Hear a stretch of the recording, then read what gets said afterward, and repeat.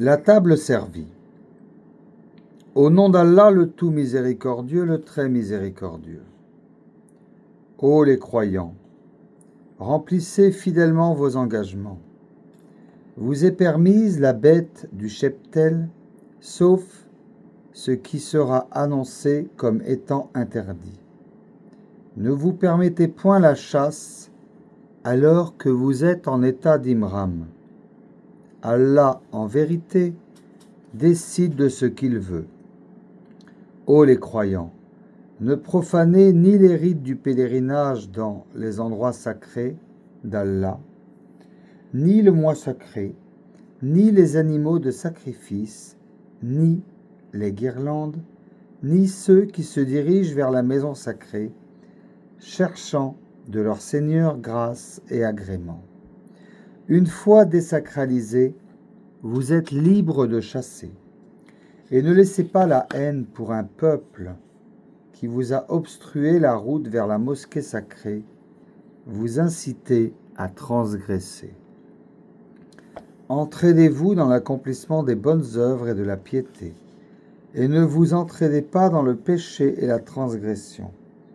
Et craignez Allah, car Allah est certes dur en punition. Vous sont interdits la bête trouvée morte, le sang, la chair de porc, tout ce sur quoi a été invoqué un autre nom que celui d'Allah. La bête étouffée, la bête assommée ou morte d'une chute, ou morte d'un coup de corne, ou celle qu'une bête féroce a dévorée, sauf celle que vous égorgez avant qu'elle ne soit morte. Vous sont interdits aussi la bête qu'on a immolée sur les pierres dressées, ainsi que de procéder au partage par tirage au sort au moyen de flèches, car cela est une perversité. Aujourd'hui, les mécréants désespèrent de vous détourner de votre religion, et ne craignez donc pas, et craignez-moi. Aujourd'hui, j'ai parachevé pour vous votre religion, et accompli sur vous mon bienfait. J'ai agréé l'islam comme religion pour vous.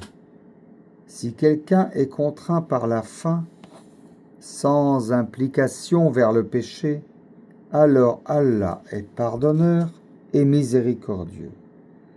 Il t'interroge sur ce qui leur est permis, dit : vous sont permis les bonnes nourritures, ainsi que ce que capturent les carnassiers que vous avez dressés, en leur apprenant ce que Allah vous a appris.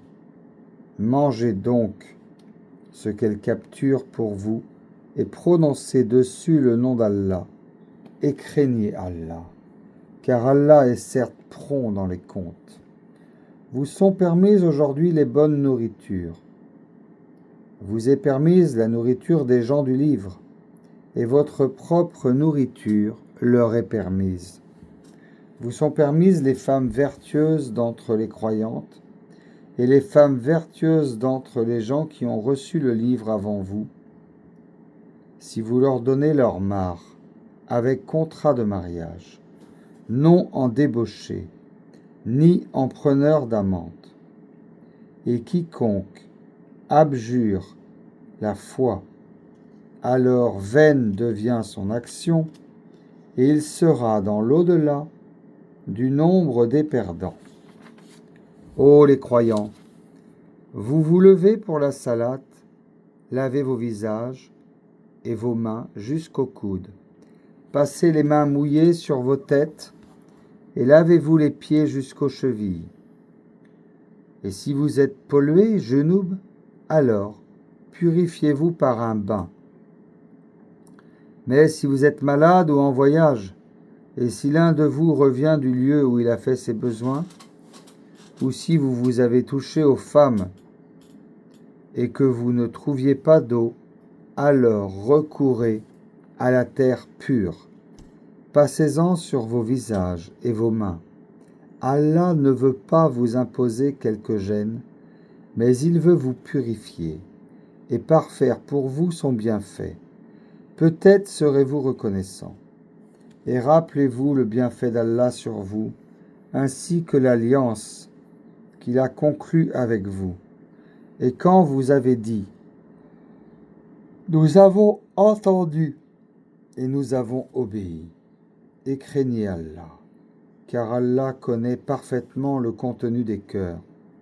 Ô les croyants, soyez stricts dans vos devoirs envers Allah, et soyez des témoins équitables, et que la haine pour un peuple ne vous incite pas à être injuste. Pratiquez l'équité, cela est plus proche de la piété. Et craignez Allah, car Allah est certes parfaitement connaisseur de ce que vous faites. Allah a promis à ceux qui croient et font de bonnes œuvres qu'il y aura pour eux un pardon et une récompense sans limite. Quant à ceux qui ne croient pas et traitent de mensonges nos preuves, ceux-là sont les gens de l'enfer. Ô les croyants, rappelez-vous le bienfait d'Allah à votre égard, le jour où un groupe d'ennemis s'apprêtait à porter la main sur vous en vue de vous attaquer, et qu'ils repoussent leurs tentatives, et craignez Allah. C'est en Allah que les croyants doivent mettre leur confiance.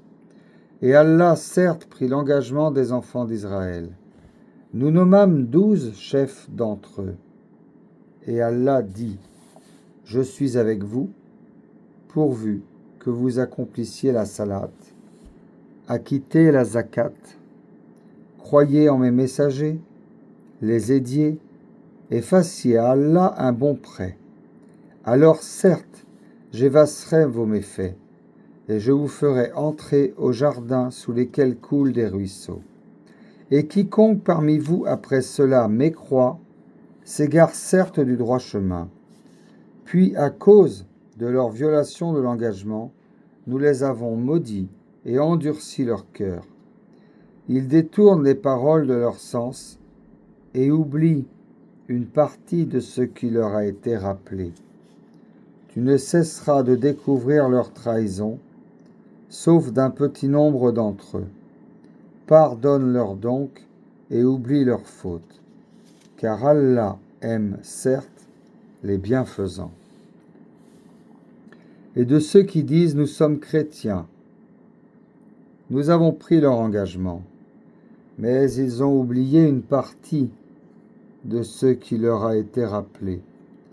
Nous avons donc suscité entre eux l'inimité et la haine jusqu'au jour de la résurrection. Et Allah les informera de ce qu'ils faisaient. Ô gens du livre, notre messager Mohammed vous est certes venu, vous exposant beaucoup de ce que vous cachiez du livre, et passant sur bien d'autres choses. Une lumière et un livre explicite vous sont certes venus d'Allah. Par ceci, le Coran, Allah guide au chemin du salut ceux qui cherchent son agrément et les fait sortir des ténèbres à la lumière par sa grâce. Il les guide vers un chemin droit. Certes, sont mécréants ceux qui disent « Allah, c'est le Messie, fils de Marie ». Dis, qui donc détient quelque chose d'Allah pour l'empêcher? S'il voulait faire périr le Messie, fils de Marie, ainsi que sa mère, tous ceux qui sont sur la terre, et Allah seul appartient la royauté des cieux et de la terre, et de ce qui se trouve entre les deux. Il crée ce qu'il veut. Allah est omnipotent. Les Juifs et les chrétiens ont dit, « Nous sommes les fils d'Allah et ses préférés. » Dis, pourquoi donc vous châtie-t-il pour vos péchés?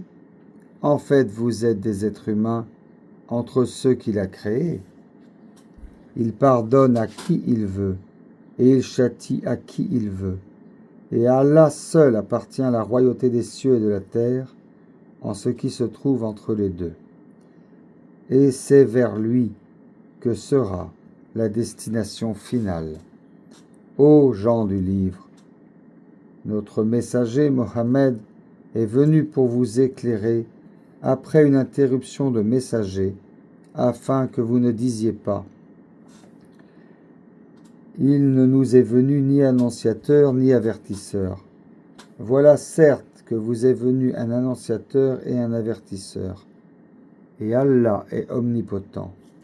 Souvenez-vous, lorsque Moïse dit à son peuple « Ô mon peuple, rappelez-vous le bienfait d'Allah sur vous, lorsqu'il a désigné parmi vous des prophètes, il a fait de vous des rois, et on vous a donné ce qu'il m'avait donné à nul au monde.